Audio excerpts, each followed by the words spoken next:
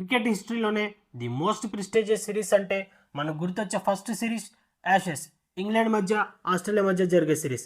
So recent టైమ్స్లో last 10 ఇయర్స్గా అంతే ప్రెస్టీజియస్గా మారిన సిరీస్ ఏదైనా ఉందంటే అది బీజీటీ సిరీస్ మాత్రమే. సో ఇండియా మధ్య ఆస్ట్రేలియా మధ్య జరిగేది. ఇలాంటి ప్రెస్టీజియస్ సిరీస్కి మన టీమిండియా ఎలా ప్రిపేర్ అవుతున్నారు, సో ఎలాంటి టీం బిల్డ్ చేస్తున్నారు, సిరీస్ గెలవాలంటే ఎలాంటి ప్లాన్స్ వేయాలి, ఎలాంటి స్ట్రాటజీస్ ప్లే చేయాలి అని తెలుసుకోవాలనుకుంటున్నారా? అయితే వీడియో చివరి వరకు చూడండి guys. Hello hi everyone, welcome to our channel stumps and streets. So మన ఛానల్లో already IPL option strategy related videos, ఏ టీమ్ స్ట్రాటజీ ఎలా ఉండాలి, సో ఏ టీం ఏ ప్లేయర్ని టార్గెట్ చేయాలని అంటూ ఒక వీడియోస్ చేసాము. సో ఆ వీడియోస్ ఎవరైనా మీలో చూడకపోయింటే తప్పకుండా చూడండి, link in the description. So మనం ఏమాత్రం ఆలస్యం చేయకుండా ఇక బీజీటీ అనాలిసిస్ మనం స్టార్ట్ చేద్దాం గైస్.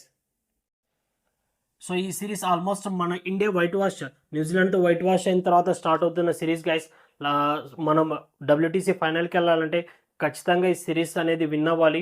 సో ఈ సిరీస్ అనేవాళ్ళు ఖచ్చితంగా 4-0తో విన్ అయితే ఇండియా వేరే ఏ టీం మీద డిపెండ్ అవ్వకుండా డైరెక్ట్గా డబ్ల్యూటీసీ ఫైనల్స్కి వెళ్తారు. సో మీరేమనుకుంటున్నారు, మన వాళ్ళు ఎలా పర్ఫామ్ చేస్తారు, నెక్స్ట్ సిరీస్ విన్ అవుతారా లేదా, డబ్ల్యూటీసీ ఫైనల్కి వెళ్తారా లేదా అనేది మనం ఈ వీడియో అనాలిసిస్ చేసి చూద్దాం గైస్. సో ఫస్ట్ మనం 2014-15 సిరీస్ చూద్దాము. సో 2014-15 సిరీస్, సో అదే ధోని లాస్ట్గా ఆడిన test series. So third test తను ఆడేసి తను రిటైర్మెంట్ ఇచ్చాడు. సో అక్కడి నుంచి కోహ్లీ మనకు కెప్టెన్సీ తీసుకున్న తర్వాత టెస్ట్ క్రికెట్లో one of the best Indian test captain అంటే కోహ్లీ అనే చెప్పాలి. సో ఆ సిరీస్ మనం ఓడిపోయాము. అండ్ ఫ్రమ్ దేర్ నెక్స్ట్గా జరిగిన 4 బీజీటీ సిరీస్లు మనమే గెలిచాము. సో ఈ బీజీటీ సిరీస్ ఏం లేదు గైస్, సో ఎవ్రీ 2 ఇయర్స్కి జరుగుతుంది. సో 1 ఇయర్ ఇండియాలో జరుగుతాయి, ఇంకోసారి ఆస్ట్రేలియాలో జరుగుతుంది, అది ఎవ్రీ 2 ఇయర్స్కి జరుగుతుంది. కానీ ద గుడ్ థింగ్ ఏంటంటే సో లాస్ట్ 8 ఇయర్స్గా బీజీటీ మనతోనే ఉంది. సో 2015 తర్వాత 14-15 సిరీస్ తర్వాత ఇండియా ఓడిపోయారు. సో ద నెక్స్ట్ సిరీస్కి 16-17కి ఆస్ట్రేలియా వాళ్ళు ఇండియా వచ్చారు. సో ఆ సిరీస్ ఇండియా వాళ్ళు గెలిచారు. నెక్స్ట్ ఒక పూణే టెస్ట్ ఇండియా ఓడిపోయారు. అండ్ నెక్స్ట్ 18-19లో మళ్ళీ ఇండియా వాళ్ళు ఆస్ట్రేలియా వెళ్ళారు. For the first time, if you won't believe, for the first time అదే ఆస్ట్రేలియన్ గడ్డ మీద ఇండియా వాళ్ళు సిరీస్కి వెళ్ళటం. సో కానీ అది ఆ సిరీస్ అయితే అసలు ఎప్పటికీ మర్చిపోలేదు గైస్. ఆ కోహ్లీ లీడ్ చేసిన విధానం కానీ, ఆ కోహ్లీ కప్ పట్టుకొని కిస్ చేస్తాడు. So that is the best moment I ever had. So అది అన్ఫర్గెటబుల్ సీజన్. కానీ ఆస్ట్రేలియన్ క్రిటిక్స్ కానీ మీడియా కానీ ఎలా డిఫెండ్ చేశారంటే దాన్ని, లైక్ సీనియర్ ప్లేయర్స్ అయిన వార్నర్ కానీ స్మిత్, సో వీళ్ళిద్దరు ఎవరు సిరీస్లో లేరు. శాండ్ పేపర్ ఇష్యూస్ వల్ల వాళ్ళు బయటకు వెళ్ళారు. దానివల్ల ఇండియా గెలిచారు అని అన్నారు. అండ్ మన క్రెడిబిలిటీని తక్కువ చేసి మాట్లాడారు. సో దాన్ని ఛాలెంజ్ చేస్తూ నెక్స్ట్కి వెళ్ళిన సిరీస్ 2021లో, సో ఆ సిరీస్ ఎప్పటికీ మర్చిపోలేము. సో ఇఫ్ ఇన్ కేస్ ఎవరైనా మీరు ఆ సిరీస్ గురించి క్రిక్ బజ్లో ఒక ఆర్టికల్ టైప్ ఆఫ్ ఉంటుంది, ఖచ్చితంగా చూడండి. ఒకనొక టైంలో మనం ఎమోషనల్ కూడా అయిపోతాము. సో ఏం జరిగింది ఆ సిరీస్లో అనేది చూద్దాము. సో ఫస్ట్ ఫస్ట్ టెస్ట్లో ఇండియా బ్యాటింగ్ చేస్తారు. ఫస్ట్ బ్యాటింగ్ చేసి బాగా పింక్ బాల్ టెస్ట్, అది first pink ball test Australia ఆడింది. So pink ball test batting బాగా చేస్తారు. అండ్ నెక్స్ట్ సెకండ్ ఇన్నింగ్స్లో 50 లీడ్ ఏమో వస్తుంది మనకు. సో సెకండ్ ఇన్నింగ్స్లో బ్యాటింగ్ దిగుతారు. సెకండ్ ఇన్నింగ్స్ బ్యాటింగ్ దిగి 36కి ఆల్అౌట్ అయిపోతారు. సో అక్కడ ఫస్ట్ టెస్ట్ ఓడిపోతారు. సో ఫస్ట్ టెస్ట్ ఓడిపోయిన తర్వాత నెక్స్ట్ ఆస్ట్రేలియన్ మీడియా అంతా so India are back to form, సబ్ కాంటినెంట్లోనే వాళ్ళు విన్ అవుతారు, సబ్ కాంటినెంట్ దాటితే వాళ్ళు గెలవలేరు అని అన్నారు. అండ్ కోహ్లీ పెటర్నిటీ లీవ్ మీద ఇండియాకి వచ్చేసాడు. సో దెన్ ఖచ్చితంగా అప్పుడు అందరికీ చాలామంది డౌట్ ఉంటుంది, ఇప్పుడు ఇక్కడి నుంచి ఈ స్టేజ్ నుంచి ఇండియా రికవర్ అయ్యి మళ్ళీ గెలుస్తుందా లేదా అని. అండ్ నెక్స్ట్ సెకండ్ టెస్ట్ మెల్బోర్న్లో సెకండ్ టెస్ట్ స్టార్ట్ అయింది. ఒక మంచి కెప్టెన్ ఇన్నింగ్స్ ఆడి, if you guys remember, Ajinkya Rahane number 5లో ఇండియాకి ప్రొడ్యూస్ అయిన one of the best test batsmen. But తనని బీసీసీఐ ఎందుకు ఎక్స్క్లూడ్ చేస్తుంది అనేది మనం పక్కన పెడితే, తను సెంచరీ చేసి మెల్బోర్న్ టెస్ట్లో, so man of the match కూడా తనే. ఆ మెల్బోర్న్ టెస్ట్లో ఒక కీ ఇన్నింగ్స్ ఆడి ఇండియా అనేది మెల్బోర్న్ టెస్ట్ గెలిచింది. సో అప్పుడు 1-1తో సిరీస్ లెవెల్ అయింది. నెక్స్ట్ థర్డ్ టెస్ట్ సిడ్నీలో స్టార్ట్ అవుతుంది. సో సిడ్నీలో స్టార్ట్ అయ్యి ఆస్ట్రేలియా వాళ్ళు బాగా ఆడతారు, ఇండియా వాళ్ళు దానికి రిప్లై కింద సెకండ్ ఇన్నింగ్స్లో కూడా పర్ఫామ్ చేస్తాడు. అండ్ ఆస్ట్రేలియా వాళ్ళకి థర్డ్ ఇన్నింగ్స్లో కూడా చాలా లీడ్ వస్తుంది. అండ్ ఇండియా టార్గెట్ వచ్చేసి 300 దాటేముంటుంది. కానీ అప్పుడు అసలు సిసలైన మన ఇండియన్ స్పిరిట్. సో ఇద్దరు బ్యాట్స్మెన్స్. సో మీరు అనుకోరు, మనం అసలు అనుకోం కూడా. సో ఇంతవరకు ఏంటంటే ఒకవైపు మన తెలుగోడైన విహారికి ఫుల్ హ్యామ్స్ట్రింగ్. సో అసలు తను ఒక్క బాల్ కూడా తను ఒక్క రన్ కూడా తీయలేడు. అందట్టు అంత పెయిన్ అనుభవిస్తున్నాడు. ఒక బాల్ డిఫెండ్ చేయటం, తను కాల్తో కుంటటము. నెక్స్ట్ అశ్విన్ కూడా సివియర్ బ్యాక్ పెయిన్. తనకి కూడా తెలుసు లైక్ ఈ మ్యాచ్ ఆడితే ఇంకా కంటిన్యూ చేస్తే తనకి 4th టెస్ట్ ఆడే ఛాన్స్ ఉండదని. సో ఇప్పుడు వాళ్ళు ఆల్మోస్ట్ 50 ఓవర్స్ ఆడతారు. ఒకనొక టైంలో యూ వోంట్ బిలీవ్ ఏమవుతుందంటే, ఒక ఎండ్లో అశ్విన్ ఆడతాడు, ఇంకో ఎండ్లో విహారీ. సో అదర్ ఎండ్లో అశ్విన్ ఎందుకు ఆడతాడు అని అంటే, అశ్విన్ ఫాస్ట్ బౌలర్ని ఫేస్ చేసుకోవడం కొంచెం డిఫికల్టీ ఫేస్ చేస్తాడు. సో దాన్ని గ్రహించిన విహారీ అసలు ఆ 30 to 40 ఓవర్స్లో నేను సింగిల్ అనేది చూడలేదు. సింగిల్ తీరు ఇద్దరు ఆడతారు, ఆ టెస్ట్ అనేది డ్రా అవుతుంది. సో మీకు చెప్పాను కదా, ఈ టెస్ట్లో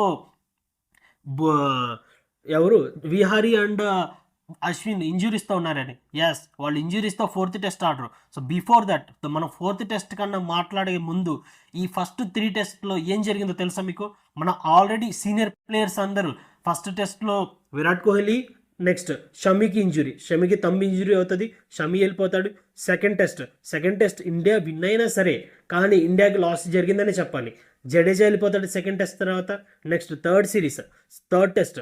సో థర్డ్ టెస్ట్ తర్వాత చెప్పాను కదా, ఇంజురీస్తో ఆడిన హ్యామ్స్ట్రింగ్తో ఆడిన విహారీ వెళ్ళిపోతాడు. నెక్స్ట్ బ్యాక్ పెయిన్తో ఆడిన అశ్విన్ వెళ్ళిపోతాడు.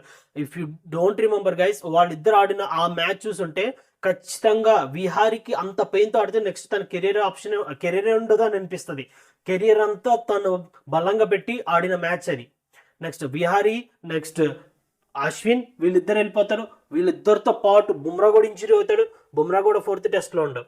Heading to 4th test. So మన మెయిన్ ప్లేయర్స్ అందరూ ఇంజురీస్తో బయటికి వెళ్తారు. అండ్ అప్పుడు మన ఇండియన్ పేస్ అటాక్కి మెయిన్ బౌలర్ సిరాజ్. సో కానీ సిరాజ్ అప్పుడే టీంకి వచ్చాడు. సో మనకు సిరాజ్ మెయిన్ అటాక్ అని దాన్ని బట్టే మనకు తెలుస్తుంది ఎంతమందికి సీనియర్ ప్లేయర్స్కి ఇంజురీస్ అయిందో. 4th test. సో 4th టెస్ట్లోకి వెళ్ళే ముందు ఇండియా 18తోనే ఆడిందని చెప్పాలి.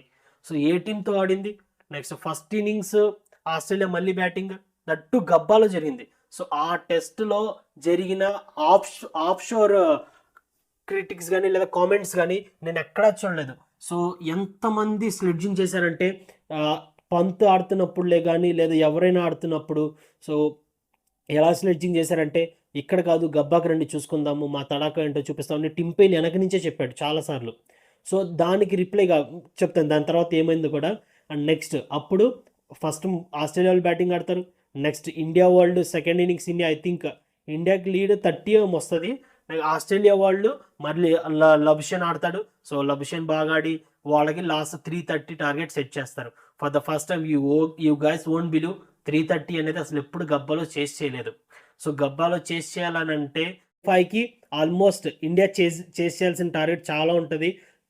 You won't believe 2 youngsters like Shubman Gill and Rishabh Pant. So వాళ్ళిద్దరు 91, 89 ఇద్దరు ఈ రన్స్ చేసి ఒకనొక టైంలో లంచ్ టైంలో రవిశాస్త్రికి విన్నాడంట. దాని తర్వాత ఇంటర్వ్యూలో చెప్తాడు ఏంటంటే, అప్పటి వరకు ఇండియా స్ట్రాటజీ అంతా డ్రా కోసం మాత్రమే ఉందంట.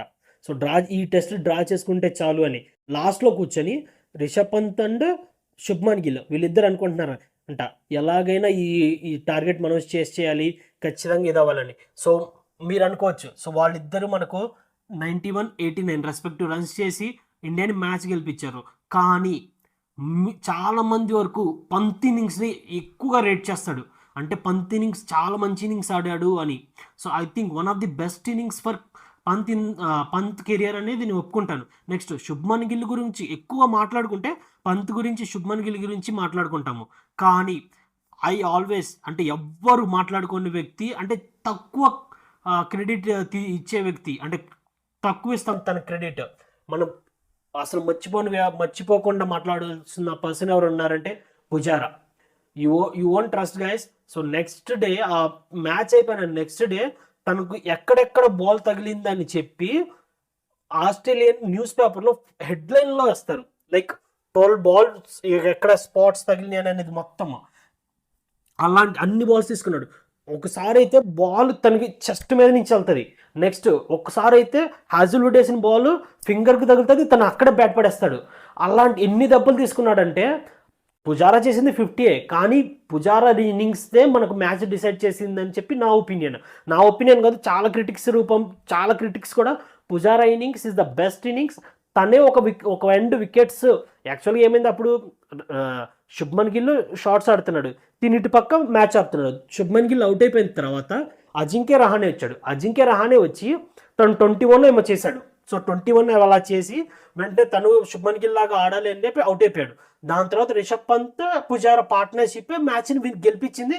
అండ్ దట్టు రన్ రేట్ తిని కాపాడుకుంటూ వచ్చాడు, I mean Pant. But Pujara దాన్ని స్టేబుల్ వికెట్స్ పడకుండా ఇంకో ఎండ్లో ఆపాడు. బట్ అన్ఫార్చునేట్ ఎల్బీ వల్ల తను అవుట్ అయ్యాడు, అది వేరే విషయం. But Pujara innings also the one of the best innings.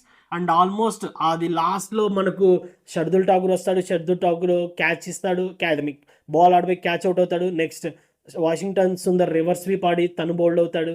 కానీ సమ్హౌ అప్పుడు డ్రెస్సింగ్ రూమ్ అంతా టెన్స్గా ఉన్న తర్వాత పంత్ 4 కొట్టి మనకు మ్యాచ్ విన్ అనేది గెలిపిస్తాడు. So that's how. అంటే గబ్బాలో ఉన్న రికార్డ్స్ అన్నీ అప్పటికి ఎగిరిపోయినాయి గైస్. సో గబ్బా రికార్డ్స్ ఎగిరిపోయినాయి. అండ్ ఆఫ్ షోర్లో చాలా జరిగింది. అశ్విన్ కూడా పోస్ట్ చేస్తాడు, వీఆర్ పోస్టింగ్ ఇట్ ఫ్రమ్, అంటే లాస్ట్ టిమ్ పెయిన్ అంటాడు కదా గబ్బాకి రండి చూసుకుందామని, winning celebrations from Gabba. And next Sidhu paaji అయితే టుటా హే గబ్బా కా ఘమండ్ అని చెప్పి తను హిందీ కామెంటరీలో చెప్తాడు. That was the best test ever I have seen. అంటే ఓడిపోయే దాని నుంచి కూడా మనం విన్ అవుతాము. సో విన్ అవుతాము. అండ్ సిరీస్ అనేది స్టిల్ బీజీటీ కూడా మనతో ఉండేది. అప్పుడు ఆస్ట్రేలియన్ క్రిటిక్స్ కనిపిస్తుంది. So this is the Indian team one the BGT. So last time మనం ఎలా అయితే మెయిన్ ప్లేయర్స్ లేకుండా గెలిచామనుకున్నాము, బట్ ఇండియాకి అంత క్రెడిబిలిటీ ఉంది. కోహ్లీ అలాంటి స్టాండర్డ్స్ సెట్ చేశాడు మనకు బీజీటీ సిరీస్కి, లేదా టెస్ట్ సిరీస్లో కోహ్లీ అలాంటి స్టాండర్డ్స్ సెట్ చేశారు. So and we're heading towards another BGT series. So we'll see. అంటే మన ఇండియన్ ప్లాన్స్ ఇప్పుడు ఎలా ఉంటున్నాయి. మన ఈ సిరీస్ ఖచ్చితంగా గంభీర్కి కానీ Rohit Sharma, I mean rather than Rohit Sharma, గంభీర్కి తన కోచ్గా క్రెడిబిలిటీ టెస్ట్లో ప్రూవ్ చేసుకునే టైం. ఎందుకంటే 3-0తో వాష్అవుట్ తర్వాత వస్తున్నారు కదా. సో తను ఫారిన్ పిచ్చెస్లో తన టీంని ఎలా ఆడిస్తాడు, అంటే ఎలాంటి స్ట్రాటజీస్ వేస్తాడు కోచ్గా అనేది మనం చూడాల్సి ఉంటుంది గైస్. ఈ బీజీటీ సిరీస్ విషయానికి వస్తే సో మళ్ళీ ఆస్ట్రేలియాలో జరుగుతుంది. కానీ మనకు లాస్ట్ బీజీటీ కన్నా ఈ బీజీటీ సిరీస్లో సో మనకు కొంచెం ఎదురు దెబ్బలే ఆల్రెడీ స్టార్ట్ అయ్యని చెప్పాలి. ఎందుకంటే రోహిత్ శర్మ ఫస్ట్ టెస్ట్కి లేడు, అండ్ ప్రాక్టీస్ టైంలో శుభ్మన్ గిల్కి ఇంజ్యూరీ అయింది. సో ఈ సిరీస్ ఆల్మోస్ట్ మన ఇండియా వైట్ వాష్, న్యూజిలాండ్తో వైట్ వాష్ అయిన తర్వాత స్టార్ట్ అవుతున్న సిరీస్ గైస్. మనం WTC ఫైనల్కి వెళ్ళాలంటే ఖచ్చితంగా ఈ సిరీస్ అనేది విన్ అవ్వాలి. సో ఈ సిరీస్ అనేవాళ్ళు ఖచ్చితంగా 4-0తో విన్ అయితే ఇండియా వేరే ఏ టీం మీద డిపెండ్ అవ్వకుండా డైరెక్ట్గా WTC ఫైనల్స్కి వెళ్తారు. Do not forget to like, share and subscribe to our channel Stumps and Streets.